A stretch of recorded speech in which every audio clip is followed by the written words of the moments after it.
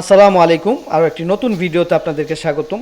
এই যে ফুয়েল ট্যাঙ্কটা দেখতে পাচ্ছেন, এটি হচ্ছে আমার হুন্ডা H100S এর ফুয়েল ট্যাঙ্ক এবং সাইড কভার। তো মূলত এটার রং নিয়েই কথা বলবো। এটা আমি প্রথমে পুটিং করেছিলাম, তারপর প্রাইমার মেরেছিলাম যেটা আস্তর বলা হয়, এবং তারপর সিলভার কালার করেছি। তো এই পর্যন্ত করা আছে। আজকে এটাতে আমি লিকার ইউজ করব। তো লিকার এই যে দেখতে পাচ্ছেন, এই লিকারটা কেন ইউজ করতে হয় এবং লিকার ইউজ করার পর ট্যাঙ্কি কীরকম দেখা যায় এবং কিভাবে ইউজ করতে হয়, এই বিষয়গুলোই দেখাবো।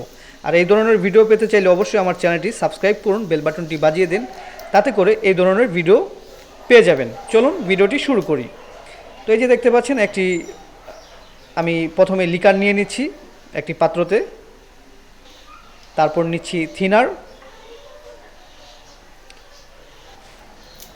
যতটুক লিকার ততটুক থিনার, এবং একটা বোতলে এতটুক দেখতে পাচ্ছেন একটা পানি কালারের মতো। এটি দিলে তাড়াতাড়ি এই লিকারটা শুকিয়ে যাবে। তারপর এটা আমার স্প্রে গানে ভরে নিব। তারপর আমি জাস্ট এটা স্প্রে করে ট্যাঙ্কিতে লাগিয়ে দিচ্ছি। এই যে দেখতে পাচ্ছেন, খুবই সুন্দর শাইন দেখা যাচ্ছে। হয়তোবা ক্যামেরাতে নাও বোঝা যেতে পারে, যেহেতু এটা সিলভার কালার। তো এটা করার মূল উদ্দেশ্য হচ্ছে যে এই শাইনটা যেন লাগে, দেখতে যেন সুন্দর লাগে। আর তার থেকেও বড় কথা, এটা যদি না ইউজ করা হয়, যত দামি রঙই আপনি ইউজ করেন না কেন, সেই রঙটা কিন্তু দীর্ঘস্থায়ী হবে না। সেটা রোদে, বৃষ্টিতে বা অকটেন পরে বা বিভিন্ন জিনিস লেগে হাতের ঘষায় উঠে যাবে। এইটার কাজটা হচ্ছে, যেমন আমরা যে কোনো জিনিস ল্যামিটিং করি সেরকম, যে উপরে একটা ভালো খুব সুন্দরভাবে কাজ করে, সেটা রঙটাকে দীর্ঘস্থায়ী রাখে, উপরে একটা প্রলেপের মতো পড়ে।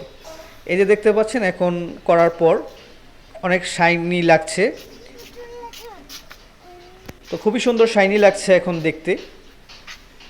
তো আমি এটা গ্রাফিক্স লাগাই নেই, গ্রাফিক্স একটু অন্যরকম লাগাবো, যার কারণে লাগাই নেই। কিন্তু গ্রাফিক্সটা লিকার ইউজ করার আগে গ্রাফিক্স লাগালে ভালো হয়, কারণ হচ্ছে গ্রাফিক্সটা সহ তখন গ্লেজ দেয়, এবং যখন লিকারের নিচে সেটা পড়ে থাকে, সেটা সহজে গ্রাফিক্সটা উঠে না। এদিকে খেয়াল রাখতে হবে। তো আমি এই অবস্থায় একটু লাগিয়ে দেখছি কেমন লাগছে। তো আমার কাছে ভালোই লাগছে, যেহেতু একটু অন্যরকম লাগছে, এক কালারের প্রাইভেট কারের মতো হয়ে আছে, কোনো গ্রাফিক্স নেই। তো এই লিকারের কাজটা কিন্তু আপনারা বুঝতে পেরেছেন, যে এটা গ্লেস আসবে এবং আপনার রঙটাকে দীর্ঘস্থায়ী করবে। লিকার ছাড়া কখনোই রং টিকবে না। তো এইভাবে ডিটেলের ভিডিও কিন্তু আমি বাংলাতেই প্রথম দিয়ে থাকছি আপনাদেরকে।